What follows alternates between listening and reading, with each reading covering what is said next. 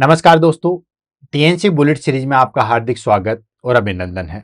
जैसा कि आपको पता है दोस्तों कि रोज सुबह 7 बजे हम टीएनसी बुलेट सीरीज के माध्यम से एक इम्पोर्टेंट क्लास जो है वो आपके सामने लेके आते हैं। उस क्लास से रिलेटेड जो भी हमारे पास में डाउट्स होते हैं उनको हम क्लियर करते हैं।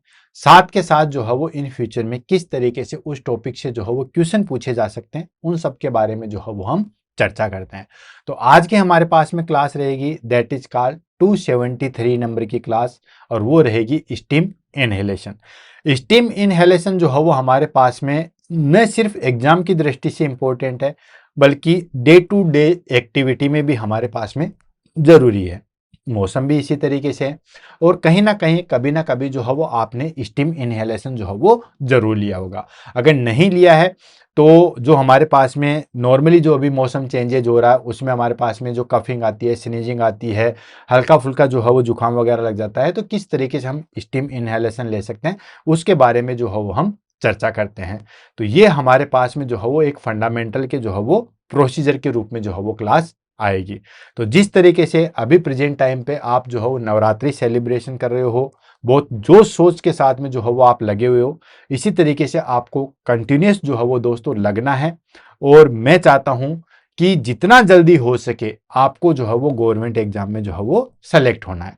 मैं तो चाहता हूं कि आपकी शकल ही में जो है वो यहाँ पे ना देखो, आप जितना जल्दी हो सके उतना जल्दी जो है वो गवर्नमेंट जॉब में जो है वो सिलेक्शन हो जाए। और जो मेहनत आपने की है, जिस तरीके से आपने दिन रात जाग के जो है वो अपने आप को दिया है, उसका बेनिफिट जो है वो आपको जितना जल्दी हो सके उतना जल्दी जो है वो मिल जाना चाहिए। मेरी तो यही जो है वो आपसे आशा है और मेरा आशीर्वाद भी आप लोगों के साथ में है। तो शुरुआत करते हैं दोस्तों टीएनसी बुलेट सीरीज की 273 नंबर की क्लासेज। तो सोच लीजिए कि 2025 के 272 डेज तो जा चुके हैं। आज हमारे पास में 273 जो है वो डेज है और बाकी जो रिमेनिंग बचे और किस तरीके से हम 365 पे पहुंचेंगे, तो क्या क्या चीजें हमें बाकी है जो हमें 365 दिन में पहुंचने से पहले पहले जो है वो कंप्लीट करनी है। तो चलते हैं, देन उसके बाद आगे बढ़ते हैं। तो सबसे पहले हम बात कर लेते हैं दोस्तों क्वेश्चन आंसर की, कि ये जो हमारे पास में टॉपिक है स्टीम इनहेलेशन, इसमें किस तरीके से जो है वो क्वेश्चन आते हैं। तो एक सबसे अच्छी चीज मैं आपको यही बताना चाहूंगा, जैसे कल की क्लास थी ठीक वैसे ही, कि ये जो है वो हमारे पास में बहुत ही ज्यादा इजी क्लास है।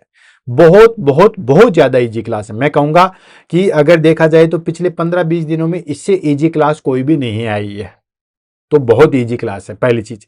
दूसरी चीज है कि इसमें से जो क्वेश्चन निकल के आते हैं वो बिल्कुल डायरेक्ट क्वेश्चन निकल के आते हैं, तो ये भी बहुत अच्छी बात है। डायरेक्ट क्वेश्चन जो है वो हमारे पास में निकल के आते हैं। और तीसरी और एक अहम चीज आ जाती है हमारे पास में कि टॉपिक जो है हमारे पास में छोटा सा है, अभी थोड़ी देर के बाद में जो है वो टॉपिक फिनिश हो जाएगा।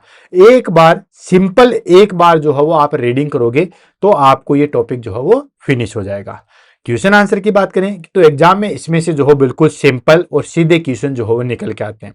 सिंपल क्वेश्चन पूछा जाएगा, स्टीम इनहेलेशन कब काम में लेते हैं, स्टीम इनहेलेशन में क्या क्या चीजें जो है वो यूज में आती है, कौन कौन से इक्विपमेंट जो हमारे पास में स्टीम इनहेलेशन में जो है वो यूज होते हैं, क्या इसके इंडिकेशन है। ये बेसिकली सिंपल सिंपल चीजें जो है वो हमारे पास में एग्जाम के अंदर जो है वो पूछी जाती है स्टीम इनहेलेशन से रिगार्डिंग। तो पढ़ते हैं, देन उसके बाद आगे बढ़ते हैं। और एक लाइन मैंने आपको बोली थी कि न सिर्फ ये एग्जाम की दृष्टि से इंपॉर्टेंट है, ये हमारे पास में जो डेली टू डेली एक्टिविटी है उसकी दृष्टि से भी जो है वो हमारे पास में इंपॉर्टेंट है। घर पे ये प्रोसीजर हम कर सकते हैं, इसके लिए इंस्ट्रूमेंट भी आता है और हमारे पास में नॉर्मल अगर कोई इंस्ट्रूमेंट नहीं है तो भी हम इसको जो है वो काम में या यूज में घर पे ले सकते हैं। तो शुरुआत करते हैं, देन उसके बाद जो है वो आगे बढ़ते हैं। सबसे पहले हम बात कर लेते हैं दोस्तों इसके डेफिनेशन की, कि स्टीम इनहेलेशन जो है वो क्या है। तो दोस्तों जिस वर्ड को भी आपको समझने में या जिसकी डेफिनेशन अगर आपको बनानी है, तो मैं कई बार आपको बोल चुका हूं कि जो भी वर्ड है उसका ब्रेक डाउन कर लो, आधा काम तो वहीं खत्म हो जाएगा। ठीक है, आधा काम तो वहीं खत्म हो जाएगा जैसे आपने उस वर्ड का ब्रेक डाउन किया उसी तरीके से। जैसे ये है हमारे पास में that is called steam inhalation. तो देखो स्टीम क्या होती है, सिंपल आपको पता ही है। ठीक है, वाटर को हम जो है वो बॉईल करते हैं, वाटर को बॉईल करते हैं तो वहां पे हमारे पास में जो है वो कुछ इवेपोरेट होके कुछ चीज निकलती है, उसको हम कहते हैं दोस्तों स्टीम। यानी कि वाटर को जब हम बॉईल करते हैं, ठीक है, वाटर बॉइलिंग करते हैं और वाटर को बॉइलिंग करेंगे तो वहां पे जो है वो वेपर निकलेगी, ठीक है। और उस वेपर को हम क्या कहते हैं दोस्तों, स्टीम कहते हैं। सिंपल मीनिंग में हम कहें तो जो भाप होती है उसको हम कहते हैं स्टीम, ठीक है। स्टीम इंजन भी आपने देखे होंगे।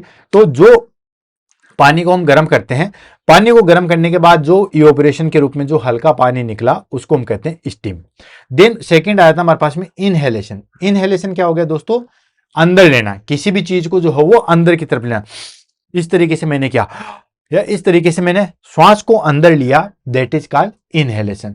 तो स्टीम इनहेलेशन क्या हो जाएगा, स्टीम इनहेलेशन हो जाएगा हमारे पास में कि भाप को हम अंदर ले रहे हैं, भाप को हम अंदर की साइड में ले रहे हैं, ये हो गया हमारे पास में steam inhalation.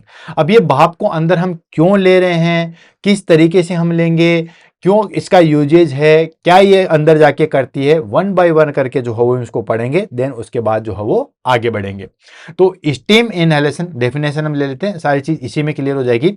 Steam inhalation is a simple, traditional and therapeutic methods of inhaling warm moist air steam that help to relieve symptoms of respiratory condition by soothing and mucous membrane, losing secretions and improving breathing। देखो इसमें 3-4 condition दे रखी है। क्या है कि steam inhalation जो है वो हमारे पास में एक सिंपल, और बिल्कुल सिंपल ही है, कुछ नहीं करना होता दोस्तों। इसमें हमारे पास में या तो एक बड़ा मुंह का जो है पतीला लेना होता है जिसमें गर्म पानी होना चाहिए, या फिर जो है वो हमारे पास में एक इनहेलर आता है, ठीक है, नेल से इनहेलर, उसको आप इलेक्ट्रिकल में लगा दो, देन उसके बाद उससे भाप बनेगी। या फिर जो है वो केटले टाइप के रूप में भी आता है।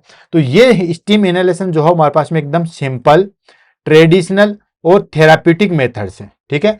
सिंपल है, ट्रेडिशनल और थेराप्यूटिक मेथड है, मेथड ऑफ इनहेलिंग वार्म, ठीक है। गर्म भाप को या मोइस्ट एयर को जो है वो अंदर लेने के लिए जो है वो एक प्रोसीजर है। स्टीम इनहेलेशन एक सिंपल, ट्रेडिशनल और थेराप्यूटिक मेथड है जिसके अंदर हम इनहेल करते हैं वार्म और मोइस्ट हीट को। और ये क्या करती है दोस्तों, दैट हेल्प रिलीव सिम्टम्स। और ये जो है वो हमारे पास में किस चीज को रिलीव करेगी, जो भी रेस्पिरेटरी कंडीशन में हमारे पास में प्रॉब्लम्स है, जैसे कफ हो गया है, देन उसके बाद म्यूकस मेम्ब्रेन में स्वेलिंग वगैरह आ गई है, या जो सिक्रेशंस है, बलगम वगैरह, जो कफ वगैरह है वो बहुत ज्यादा टाइट है तो उसको ल्यूज करने में, एंड ब्रीदिंग को जो है वो इंप्रूव करने में ये हमारे पास में हेल्प करती है, ठीक है। तो स्टीम इनहेलेशन जो है वो हमारे पास में एक simple, traditional and therapeutic methods है जिसके अंदर हम क्या करते हैं दोस्तों, वार्म और मॉइस्ट हेड को जो है वो अंदर लेते हैं, जो कि हमारे पास में जो भी रेस्पिरेटरी प्रॉब्लम्स आती है, जैसे कि कंजेशन हो गया है, देन कोई भी स्वेलिंग हो गई है, या कफ अंदर जम गया है, देन या जो कफ जम गया उसको लूज करने के लिए, रेस्पिरेशन को इंप्रूव करने के लिए जो हम काम में लेते हैं। Then it can be done by using boiled water and medicated inhale, just like that menthol, then eucalyptus oil etc, इन सब में हम काम में लेते हैं। ये जो है हमारे पास में क्या करता है, ये जो हमारे पास में जो है बेसिकली बॉइलिंग वाटर जो होता है, ठीक है, उसके अंदर या उसके अंदर कोई हम जो है वो इनहेलर डाल देते हैं, medicated inhaler, just like that हमारे पास में मैंथोल आता है, देन यूक्लिप्टस ऑयल आता है, ये जील के डाल के। नॉर्मली हमारे पास में जब जुकाम लग जाती है तो कहते हैं ना कि भाप ले लो, ठीक है, भाप बोल रहा हूं, हाप नहीं, ठीक है।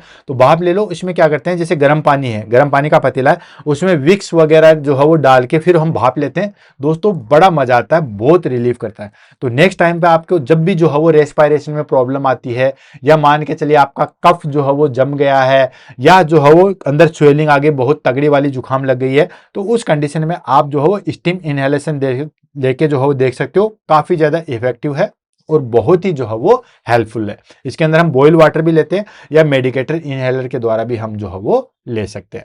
नेक्स्ट आता है हमारे पास में purpose of in steam inhalation. Steam inhalation के जो है वो क्या पर्पज है, स्टीम इनहेलेशन लेते हैं उसके क्या पर्पज है, तो भाई कोई तो यूज होना चाहिए स्टीम इनहेलेशन का।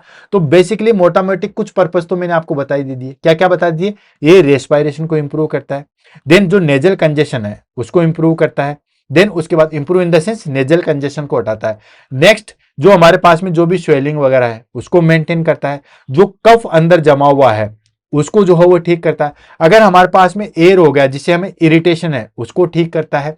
तो ये सारे के सारे जो है वो हमारे पास में इसके पर्पज हो जाते हैं। तो वन बाय वन करके लेते हैं, देन उसके बाद जो है वो आगे बढ़ते हैं। तो पहला पर्पज है हमारे पास में relieve nasal congestion. Nasal congestion को जो है वो रिलीव करता है। Nasal congestion in the sense, जैसे आपने देखा होगा कई बार ये नाक बंद हो जाता है, कई बार ये नाक बंद हो जाता है, ठीक है। तो ये हमारे पास में नेजल कंजेशन को जो है वो रिलीव करता है। क्या करता है दोस्तों? नेजल कंजेशन को जो है वो रिलीव करता है। जैसे कि in common cold, sinusitis, rhinitis, इनमें जो है वो इन्फ्लामेशन होता है। Inflammation in the nasal sinus, ठीक है। इन सब में जो है वो इन्फ्लामेशन हो जाता है, जिसकी वजह से हमारे पास में जो है वो नेजल कंजेशन हो जाता है, नाक जो है वो बंद हो जाते हैं। तो नेजल कंजेशन में जो है वो हमारे पास में ये जो है वो हेल्प करती है स्टीम इनहेलेशन। सेकेंड पर्पज आता है हमारे पास में लूजेंट थिक स्पुटम। अगर स्पुटम बहुत ज्यादा थिक है, जस्ट लाइक देख ब्रोंकाइटिस है या अस्थमा है या निमोनिया, इसमें क्या होता है कि हमारे पास में जो स्पुटम है वो बहुत ज्यादा थिक हो जाता है, ठीक है। और स्पुटम बहुत ज्यादा थिक होने की वजह से क्या होता है, वो हमारे बॉडी से बाहर नहीं निकल पाता, जबकि उसका निकलना जो है वो बहुत ज्यादा जरूरी होता है, ठीक। तो उसको जो है वो लूज करने में हेल्प करता है। तो नेक्स्ट पर्पज आ गया हमारे पास में, दैट इज का ल्यूजेन थिक स्पुटम। थिक स्पुटम है उसको ल्यूज कर जो है वो करता है। जब स्पुटम हमारे पास में जो है वो ल्यूज हो जाएगा तो इसको हम आसानी से जो है वो पोस्चुरल ड्रेनेज या फिर कफिंग करके उसको बाहर निकाल सकते हैं। लेकिन स्पुटम अगर हमारे पास में थिक है तो वो अंदर के अंदर जो है वो जमा हुआ रहता है और इतना तगड़ा जम जाता है कि उसके बाद जो है उसको निकालना बड़ा मुश्किल होता है। तो स्टीम इनहेलेशन लेते हैं, देन वो ल्यूज हो जाता है, ल्यूज होते हम उसको आसानी से बाहर निकाल सकते हैं। नेक्स्ट आता है हमारे पास में, दैट इज का सुथेस इन्फ्लाम्ड म्यूकोसा। म्यूकोसा जो है वो इन्फ्लाम्ड हो जाता है। इन्फ्लाम्ड होने की वजह से वहां पे जो है वो हमारे पास में बहुत ज्यादा स्वेलिंग सी हो जाती है, ठीक है, जिसकी वजह से क्या होता है, काफी ज्यादा इरिटेशन होने लग जाता है। तो ये जो है वो हमारे पास में उसको काफी ज्यादा स्मूथ करता है और उस इरिटेशन को जो है वो रिड्यूस करता है, यानी कि reduce throat irritation. Throat irritation को जो है वो रिड्यूस करता है। नेक्स्ट जो है वो पर्पस हमारे पास में ये हो गया। नेक्स्ट आता है हमारे पास में promote drainage of sinus secretions. जो हमारे पास में साइनस से जो सिक्रेशंस निकलते हैं, ठीक है, उनको जो है वो बाहर निकालने में हेल्प करता है। बाहर निकालने में जितने भी हमारे पास में सिक्रेशंस है, म्यूकस सिक्रेशंस है, उनको बाहर निकालने में हेल्प करता है। अच्छा, म्यूकस सिक्रेशन और स्पुटम में डिफरेंशिएट पता होगा आपको, ठीक है। स्पुटम अलग चीज है और म्यूकस सिक्रेशन जो है वो अलग चीज है। नेक्स्ट इसका पर्पज आ जाता है moisten the respiratory tract. Respiratory tract को मोइस्ट करता है। कई बार क्या होता है कि मोइस्ट हमारी रेस्पिरेटरी ट्रैक्ट जो है वो वार्म एयर ले लेके, या खास तौर से गर्मियों में जो है वो हमारे पास में ये जो है वो रेस्पिरेटरी ट्रैक्ट हमारे पास में काफी ज्यादा जो है वो ड्राई हो जाती है। तो ड्राई को जो है वो रिड्यूस करने के लिए हमारे पास में क्या आता है दोस्तों, इसको हम स्टीम इनहेलेशन लेते हैं ताकि वो जो है हमारे पास में मोइस्ट हो जाए, और मोइस्ट जो है वो काफी ज्यादा जो है वो रिलैक्सेबल होती है। ये कहने में हमारे पास में बिल्कुल छोटी चीज है कि रेस्पिरेटरी ट्रैक्ट जो है वो हमारे पास में ड्राई होगी। जब हमारे पास में रेस्पिरेटरी ट्रैक्ट जो है वो ड्राई हो जाती है ना, तो बहुत ज्यादा इरिटेशन होता है, बहुत ज्यादा पेन सा फील होता है, तो उसको मोइस्ट करने में हेल्प मिलती है। नेक्स्ट आता है हमारे पास में फैसिलिटेड एक्सपेक्टोरेशन, ठीक है, यानी कि जो भी हमारे पास में कफिंग है या जो चीज जम गई उसको बाहर निकालने में जो है वो हेल्प करता है, कफिंग आउट द फेगम, तो ये भी इसमें हेल्प करता है। लास्ट आ जाता है हमारे पास में use as a comfort measures in a upper respiratory infection.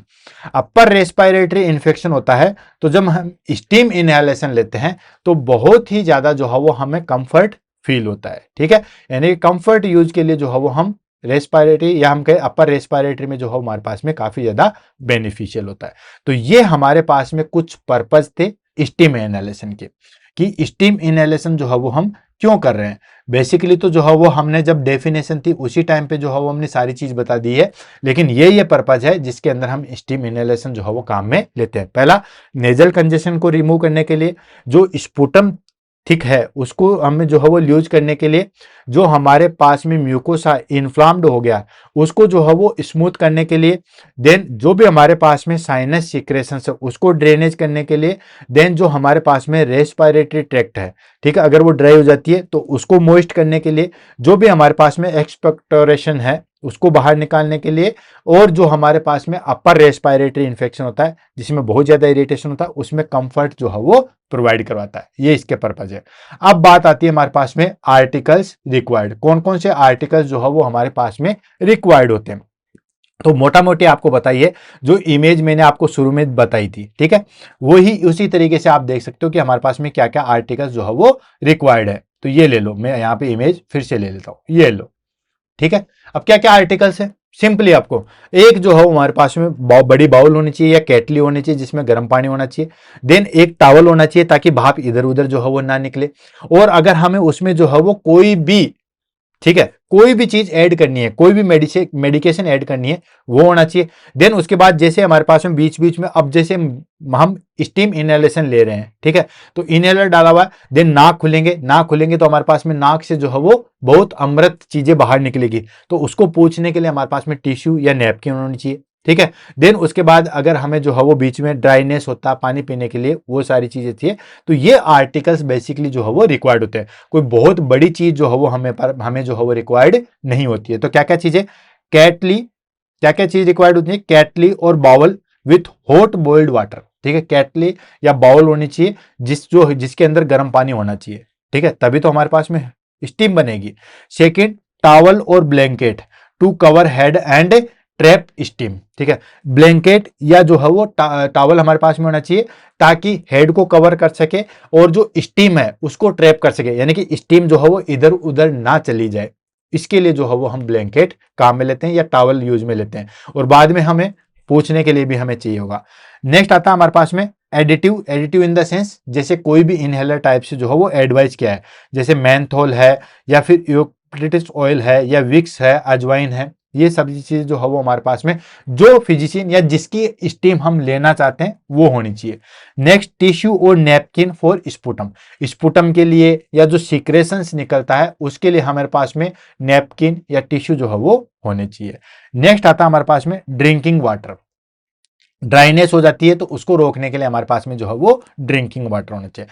तो ये हमारे पास में कुछ जो है वो आर्टिकल्स जो है वो रिक्वायर्ड होते हैं। समझ में आ गया, बहुत इजी है, कोई रटने की जरूरत नहीं, सिंपल चीजों में हमारे पास में चीजें जो है वो क्लियर हो जाएगी। नेक्स्ट आ जाता है हमारे पास में प्रोसीजर, किस तरीके से जो है वो आप स्टीम इनहेलेशन का जो है वो प्रोसीजर करेंगे। तो जनरल स्टेप है, सबसे पहले हम करते हैं दोस्तों प्रिपरेशन। प्रिपरेशन में आप क्या करोगे कि किसी भी क्लाइंट को जो है वो अगर आपको स्टीम इनहेलेशन देना है तो उस प्रोसीजर को जो है वो आप एक्सप्लेन करोगे। और ये इतना बड़ा प्रोसीजर नहीं है कि इसमें हमें जो है वो कंसेंट लेने की जरूरत पड़े। कंसेंट लेने के लिए हमें कोई भी आईवी या कोई भी मेजर प्रोसीजर है उसमें हमें लेने की जरूरत पड़ती है। बाकी स्टीम इनहेलेशन जो हो बिल्कुल जनरल प्रोसीजर है, उसमें हमें जो है वो कंसेंट फॉर्म लेने की जरूरत नहीं होती। सिंपली आप जो है वो प्रोसीजर को क्लाइंट के सामने एक्सप्लेन कर दो। देन उसके बाद हैंड वॉश करो और सारी चीजों को जो है वो जमा दो, और क्लाइंट को जो है वो आप एक कंफर्टेबली सिटिंग पोजीशन में जो है वो बैठा दो ताकि जिससे अच्छे तरीके से जो है वो भाप आ सके। ठीक है, तो हमने क्या क्या किया प्रिपरेशन के अंदर, explain the procedure to the patient, patient को जो है वो प्रोसीजर हमने एक्सप्लेन किया। क्लियर है, explain the procedure to the patient, patient को जो है वो आपने एक्सप्लेन किया प्रोसीजर। देन उसके बाद जो है वो पेशेंट को जो है वो प्रोसीजर एक्सप्लेन किया। Then wash hand and gather articles, हाथ साफ करेंगे और जो जो आर्टिकल्स हमें चाहिए, टॉवल वगैरह चाहिए, केटली वगैरह चाहिए, वार्म वाटर वगैरह चाहिए, या उसके अंदर कुछ जो है वो इनहेलर डालना है, जो जो आर्टिकल्स हमारे पास में चाहिए उन सबको हम यहाँ पे लाके रख देंगे। Then place a patient in a comfortable sitting position, और क्लाइंट को जो है वो हम एक कंफर्टेबल और सिटिंग पोजिशन में बैठा के रख देंगे, बैठाएंगे, ताकि अब हम जो है वो स्टीम इनहेलेशन जो है वो दे सके। नेक्स्ट आ जाता है हमारे पास में प्रिपरेशन ऑफ स्टीम, स्टीम का प्रिपरेशन किस तरीके से करते हैं। तो दोस्तों आपको पता है स्टीम कब बनेगी, जब हमारे पास में वाटर जो है वो बॉईल होगा। देन उसके लिए स्टीम के लिए जरूरी भी होता है कि हमें बड़ा बोर का जो है वो पोर्ट चाहिए होता है, छोटे का रहेगा तो स्टीम टच होके वापस से जो है वो पानी बन के अंदर चली जाएगी। ठीक है, तो हमारे पास में बॉइल वाटर होना चाहिए और वाइड माउथ का जो है बाउल होनी चाहिए, तभी तो जो है वो पतीला, जैसे हम चाय बनाते हैं उस टाइप का जो है वो पतीला होना चाहिए। और अगर हमें सिर्फ और सिर्फ स्टीम लेना है तब तो हमारे पास में हॉट वाटर से काम चल जाएगा। लेकिन अगर हमें कोई इनहेलर लेना है, ठीक है, जैसे हमारे पास में मेंथोल है, एथेनॉल है, या फिर हमारे पास में और भी बहुत सारी चीजें विक्स वगैरह का लेना है, तो वो चीज हमारे पास में होनी चाहिए। तो क्या क्या चीजें, प्रिपरेशन ऑफ स्टीम, इसमें हम bowl water and pour into the wide mouthed bowl, ठीक है। बाउल वाटर होना, सॉरी बॉइल वाटर होना चाहिए, बाउल वाटर बोला, बॉइल वाटर होना चाहिए, गर्म पानी होना चाहिए, और उसको हमें वाइड माउथ के बाउल में होना चाहिए, या डायरेक्ट हम पतीला भी ले सकते हैं। डायरेक्ट पतीला इसलिए नहीं ले आता है कि वो ज्यादा गर्म होता है, तो उसकी वजह से आदमी जल सकता है। तो boil water and pour in a wide mouthed bowl, ठीक है, बड़े जो है वो मुंह के बर्तन में जो है उसको पोर कर लेना चाहिए। And add prescribed inhalant if order, ठीक है, अगर कोई भी इनहेलर जो है वो ऑर्डर किया गया वो उसके अंदर ऐड कर देंगे, ठीक है। कोई भी इनहेलर अगर ऐड करने के लिए बोला गया है तो वो हम ऐड कर देंगे। उसके बाद आती है हमारे पास में इनहेलेशन। आपने ये सारी चीजें कर दी। सबसे पहले आपने प्रोसीजर को जो है वो एक्सप्लेन कर दिया। प्रोसीजर को एक्सप्लेन करने के बाद में आपने सारे आर्टिकल्स ला के रख दिए। क्लाइंट को जो है वो सीटिंग पोजीशन में बैठा दिया। सीटिंग पोजीशन में बैठाने के बाद में आप गर्म पानी लेके आ गए। गर्म पानी को आपने बड़े जो बोर की बाउल है उसके अंदर डाल दिया, और अगर फिजिशियन ने कुछ इनहेलर ऐड करने के लिए बोला है तो वो आपने डाल दिया, अदरवाइज नॉर्मली स्टीम रख सकते हैं। Then patient lean over the bowl, ठीक है। अब उस पेशेंट को हम बोलेंगे कि आप उस बाउल के ऊपर आ जाओ, इस तरीके से। जैसे मान के चलिए, कैसे समझाऊं मैं आपको, कि ये हमारे पास में बाउल है, ठीक है, जैसे ये हमारे पास में बाउल है, तो इस बाउल के ऊपर इस तरीके से आ जाना है ताकि स्टीम जो बनेगी वो सीधे हमारे पास में हम इनहेल कर सकें, ठीक है। तो लीन फॉरवर्ड होना है इस तरीके से। ये बाउल है तो इस तरीके से जो है वो हमें आगे आना है ताकि भाप जो है वो अंदर जा सके। Next, cover head and bowl with towel और क्लॉथ टू ट्रैप स्टीम, ठीक है। अच्छे तरीके से जो है वो टॉवल को इस तरीके से हम ओढ़ लेंगे, ठीक है। कोई भी टॉवल है उसको इस तरीके से जो हम ओढ़ लेंगे ताकि जो स्टीम आ रही है वो इधर उधर ना फैले, उसको हम ट्रैप कर सकें, ठीक है। तो उसमें हम हेड और बाउल को जो है वो इस तरीके से टॉवल को रखेंगे ताकि स्टीम मैक्सिमम हम ले सकें। Next, inhale steam slowly and deeply through a nose and mouth, ठीक है। देन उस स्टीम को हम स्लोली इस तरीके से, ऐसा नहीं, ऐसे नहीं, ऐसे स्लोली स्लोली तरीके से हम इनहेल करेंगे और डीपली इनहेल करेंगे, ठीक है।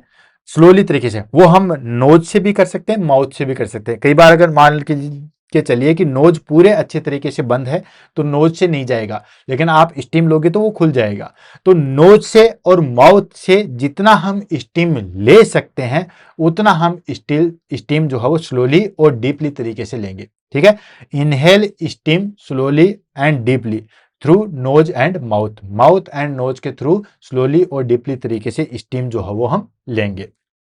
नेक्स्ट आता है कंटिन्यू फॉर 10 to 15 मिनट्स, और ये प्रोसीजर जो है वो हम 10 to 15 मिनट्स तक करेंगे। एंड एज टॉलरेटेड, जब तक हम टॉलरेट कर सकते हैं, ठीक है। जैसे मान लो हमें 10 मिनट ही टॉलरेट हुआ तो हम 10 मिनट कर सकते हैं। मान के चलिए हमें 8 मिनट ही टॉलरेट हुआ तो हम 8 मिनट कर सकते हैं। तो जितना हमारे पास में टॉलरेट हुआ उतनी देर हम कर सकते हैं। बेसिकली 10 to 15 मिनट्स तक हम जो है वो इनहेलेशन लेते हैं। समझ में आ गया? ये हो गया हमारे पास में इनहेलेशन के मेथड्स। अब बात आती है हमारे पास में पोस्ट प्रोसीजर।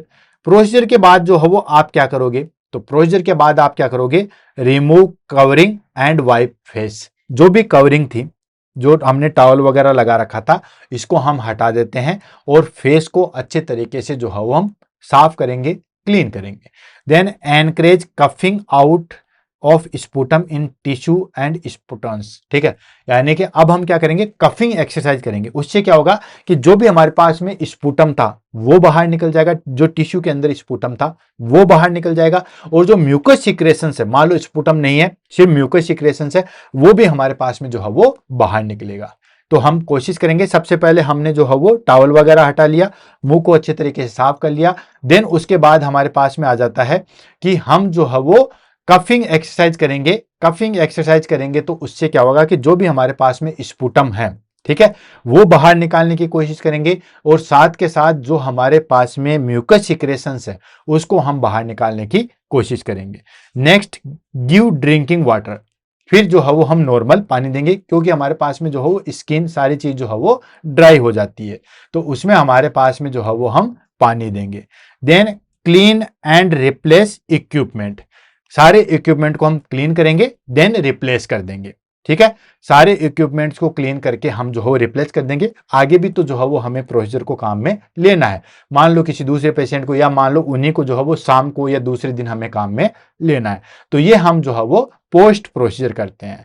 नेक्स्ट आ जाता है हमारे पास में प्रिकॉशंस एंड सेफ्टी मेजर्स। ठीक है, क्या क्या प्रिकॉशंस और सेफ्टी मेजर जो है वो हमें ध्यान में रखने हैं। तो इतना बड़ा जो है वो हमारे पास में प्रोसीजर नहीं है, लेकिन फिर भी हमें कुछ सावधानी जो है वो रखनी पड़ती है। जैसे गर्म पानी है, तो भाई गर्म पानी है तो हमें उससे हमें बचना है, ताकि कहीं ना कोई जो है वो टच ना हो जाए, जल ना जाए। ठीक है, और कुछ बच्चे होते हैं तो उसमें हमें स्पेशली ध्यान में रखना है। कई बार क्या होता है कि अगर लंबे समय तक हमारे पास में एक्सपोजर होता है तो उससे भी दिक्कत होती है। ऐसा नहीं 10 to 15 मिनट्स तक ठीक है, लेकिन आप आधे घंटे तक भाप ले रहे हो तो ये चीज भी गलत है। तो क्या क्या प्रिकॉशंस और सावधानी जो है वो हमें रखने की जरूरत होती है, इसको हम ले लेते हैं। ठीक है, तो हमारे पास में प्रिकॉशंस आ जाता है। पहली चीज आ जाती है, do not use boiling water directly. Directly जो है वो बॉइलिंग वाटर को हम यूज में नहीं लेंगे। क्यों? रिस्क ऑफ बर्न, बर्न के चांसेस होते हैं। इसको थोड़ा सा जो है वो हल्का पूरा नहीं, स्लाइटली जो है वो थोड़ा सा कूल होने के लिए। ऐसा नहीं है उबलता उबलता पानी हमने वहां पे जाके रख दिया तो उससे जो है वो हमारे पास में जलने की संभावना जो है वो हो सकती है। नेक्स्ट आता है, keep the bowl stable in a firm surface. ठीक है, बिल्कुल स्मूथली फ्राइम सरफेस पे जो है वो हम बाउल को स्टेबल करके रखेंगे। ऐसा नहीं टेबल हिलने वाली है और उस पर आपने रख दिया तो उससे फिर वो पानी छलक जाएगा और बर्न होने की संभावना जो है वो बढ़ जाती है। नेक्स्ट आता है हमारे पास में, maintain safe distance from hot water. ठीक है, प्रॉपर जो है वो हमें सेफ डिस्टेंस रखनी है। ऐसा नहीं है आपने पतीले के अंदर जो हो मुंह ही ठसा लिया, ठीक है, उससे आपके बाकी फेस जो है वो जल जाएगा। तो हम कोशिश करेंगे कि प्रॉपर और एक नॉर्मल जो है वो डिस्टेंस हम रखें। नेक्स्ट आ जाता है हमारे पास में, दैट इज कार्ड, नेक्स्ट आता है हमारे पास में, avoid in young children, elderly और अनकॉन्शियस पेशेंट विदाउट सुपरविजन। ठीक है, यानी कि हम जो है वो इस प्रोसीजर को अवॉइड करेंगे। किसके अंदर अवॉइड करेंगे? अगर यंग चिल्ड्रन है, बच्चे हैं उनके अंदर, जो बहुत ज्यादा बूढ़े लोग हैं उसके अंदर, और अगर अनकॉन्शियस पेशेंट है तो बिना सुपरवाइजर के जो है, अनकॉन्शियस या सेमी कॉन्शियस पेशेंट है तो बिना सुपरवाइजर के जो है वो हम इनको अकेला नहीं छोड़ेंगे। तो अगर ये हम प्रोसीजर कर रहे हैं तो बच्चे हैं या बूढ़े लोग हैं तो हमारे बिल्कुल सुपरविजन में होना चाहिए। जो नॉर्मल एडल्ट पर्सन है उसमें हम फिर भी जो है वो बता सकते हैं, अदरवाइज बच्चों में बर्न के और एक्सीडेंट होने की संभावना जो है वो बढ़ जाती है। In asthmatic patient some inhaled like strong menthol may be trigger bronchospasm, use cautiously. ठीक है, यानी कि जैसे कोई मान के चलिए कोई अस्थमेटिक पेशेंट है, ठीक है, तो अस्थमेटिक पेशेंट में हम जो है वो इनहेलर जो है उसको हम सही तरीके से और बहुत सिस्टमेटिकली जो है वो काम में लेंगे। जैसे अगर स्ट्रॉन्ग मेंथोल है, नॉर्मली मेंथोल है तो वेजोडाइलेशन करवाता है, लेकिन अगर स्ट्रॉन्ग मेंथोल है तो स्ट्रॉन्ग मेंथल है तो उसमें हमारे पास में क्या आता है दोस्तों, ये हमारे पास में ब्रोंकियो स्पाज्म कोज करता है। तो बड़े ही सावधानी से जो है वो इसको काम में लेना है। इनहेलर आप यूज में ले रहे हो, अस्थमेटिक पेशेंट में भी हम स्टीम इनहेलेशन लेते हैं, लेकिन जो इनहेलर काम में हम ले रहे हैं जैसे मेंथोल वगैरह तो बहुत सावधानी से लेना है, क्योंकि कई बार ये मेंथोल जो है वो हमारे पास में ब्रोंकियो स्पाज्म करवाता है। नेक्स्ट आता है हमारे पास में, अवॉइड वेरी लॉन्ग एक्सपोजर। ठीक है, लंबे समय तक जो है वो स्टीम नहीं लेना है, इसको जो है वो हमें अवॉइड करना है। नॉर्मली टाइमिंग कितना है हमारे पास में? नॉर्मल टाइमिंग होता है 10 to 15 मिनट्स जो है वो हम स्टीम इनहेलेशन ले सकते हैं, लेकिन 20 मिनट से ज्यादा जो है वो स्टीम इनहेलेशन जो है वो नहीं लेना चाहिए। तो ये हमारे पास में कुछ जो है वो प्रिकॉशंस और सेफ्टी मेजर्स है जो हमें ध्यान में रखने हैं। नेक्स्ट आता है indication. Indication in the sense कौन कौन सी कंडीशन में हम स्टीम इनहेलेशन ले सकते हैं। तो मोटा मोटी बेसिकली मैंने आपको बता दिया था कि आपको एक चीज याद रखनी है, बाकी सारी डिजीज याद करने की जरूरत नहीं है। जैसे कॉमन कोल्ड हो गया, यहाँ पे साइनोसाइटिस हो गया, राइनोटाइटिस हो गया, ब्रोंकाइटिस हो गया, माइल्ड अस्थमा हो गया, लेरेंजाइटिस हो गया, फेरेंजाइटिस हो गया। अब इनकी डिटेल्स बताना तो क्या ही जरूरी है। Itis in the sense inflammation, अब ये साइनोसाइटिस तो inflammation in the nasal sinuses, laryngitis है तो inflammation in the larynx, pharyngitis है तो inflammation in the pharynx, asthma already मैंने बता चुके हैं, ब्रोंकाइटिस है तो इन्फ्लामेशन इन द ब्रोंकाई। तो ये सारी डिजीज के अंदर जो है वो हम बेसिकली स्टीम इनहेलेशन जो है वो काम में लेते हैं। मोटा मोटी मैं आपको प्रिंसिपल बता देता हूं कि किसके अंदर जो हम स्टीम इनहेलेशन लेते हैं। भाई कोई भी कंजेशन हो गया जिसे हमें रेस्पिरेशन लेने में जो है वो दिक्कत आ रही है, ठीक है, स्वेलिंग हो गई, तो उस कंडीशन में हम लेते हैं। और जितनी भी ये डिजीज है जैसे कॉमन कोल्ड है, राइनाइटिस है, ये सब चीजें, इसमें हमारे पास में ये सारी चीजें होती है। तो आपको मोटा मोटी प्रिंसिपल यही याद रखना है कि कोई भी कंजेशन हो जाए, ठीक है, स्पूटम या हमारे पास में जो म्यूकस सिक्रेशन है वो थिक हो जाए, उस कंडीशन में हम जो है वो स्टीम इनहेलेशन लेते हैं। देन अगर हमारे पास में अपर रेस्पिरेटरी इन्फेक्शन है, उसमें हम काम में लेते हैं। ठीक है, तो ये बेसिकली चीजों में हम जो है वो काम में लेते हैं स्टीम इनहेलेशन को। नेक्स्ट आता है कॉन्ट्राइंडिकेशन, किसमें हम जो है वो स्टीम इनहेलेशन नहीं ले सकते। तो मोटा मोटी मैंने आपको 2-3 चीजें तो बताई थी, क्या कि हम जो है वो यंग चिल्ड्रन में काम में नहीं लेते।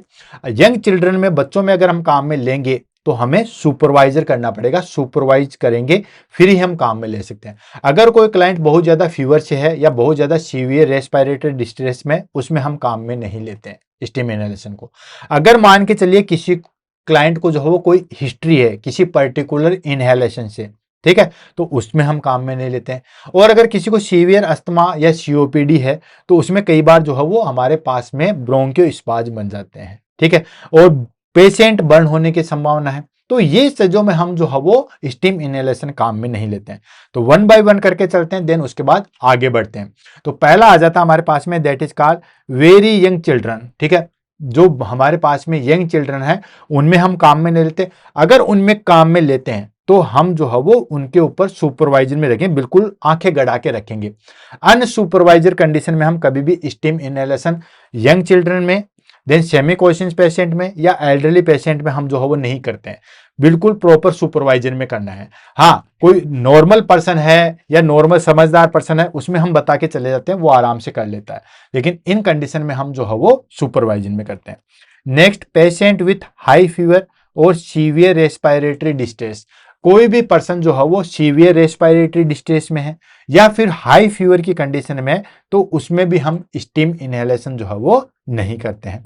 नेक्स्ट आता है हमारे पास में patient with history of allergy and inhalant. ठीक है, कोई भी पेशेंट की हिस्ट्री है किसी चीज एलर्जी से या किसी भी इनहेलेशन से, तो हम वो इनहेलर काम में नहीं लेंगे या उसका पता जो है वो हम पहले लगाएंगे। देन सीवियर अस्थमा और सीओपीडी में वर्सन सिम्टम्स इन सम। ठीक है, अगर क्लाइंट जो है वो अस्थमा या सीओपीडी से सफर कर रहा है तो उस कंडीशन में हम जो है वो स्टीम इनहेलेशन कम ही काम में लेते हैं, क्योंकि ये बेसिकली जो है हमारे पास में उल्टा असर दिखाना चालू कर देते हैं। लास्ट आता है patient with facial burn and wound.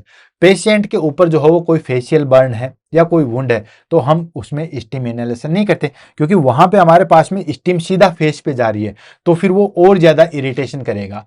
तो अगर कोई मान के चलिए कोई पर्सन फेशियल बर्न से सफर कर रहा है या कोई उसके पास में वुंड है, तो उस कंडीशन में हम जो है वो स्टीम इनहेलेशन नहीं करते हैं। बिल्कुल सिंपल चीजें, एक बार पढ़ने से ही जो है वो याद आ जाएगी।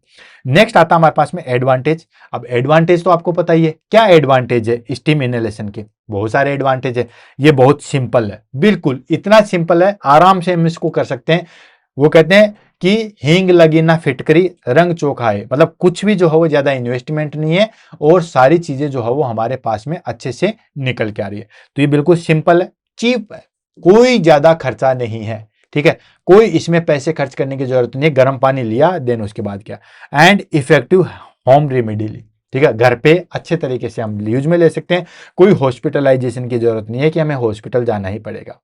नेक्स्ट आता है हमारे पास में provide quick relief from the nasal blockage and short throat. बहुत एडवांटेज है। मैंने कहा ना कि जब कभी भी इन नेक्स्ट फ्यूचर में जो बच्चे स्टीम इनहेलेशन लेते हैं उनको तो पता ही होगा, लेकिन अगर आपको इन फ्यूचर में कभी भी जुकाम जैसा लगे, नेजल कंजेशन लगे, तो दोस्तों आप इसको स्टीम इनहेलेशन को लेके देखना, बहुत फायदेमंद है। बड़ा ही रिलीफ मिलेगा, इतना मजा आ जाएगा कि बस फिर तो नई एनर्जी जो है वो हमारे शरीर में जो है वो सर्कुलेट हो जाएगी। नेक्स्ट आता है non invasive and drug free. ठीक है, नॉन इन्वेजिव है, किसी तरीके से काटा पीटी नहीं है, कोई इंजेक्टेबल कोई चीज नहीं है, ड्रग फ्री है, कोई भी ड्रग्स नहीं है जब तक कि हम अगर इनहेलेशन जो है वो नहीं डाल रहे हैं। नॉर्मली हम स्टीम से भी जो है वो स्टीम इनहेलेशन कर सकते हैं। इनहेलर हमारे पास में जो है वो अल्टरनेट होता है, डाले तो डाले, नहीं डाले तो नहीं डाले। तो ये चीज होती है हमारे पास में एडवांटेज। डिसएडवांटेज क्या क्या है?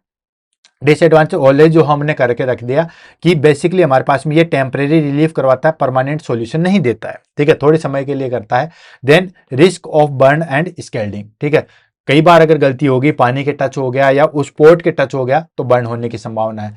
And some patient feel discomfort, sweating and dizziness.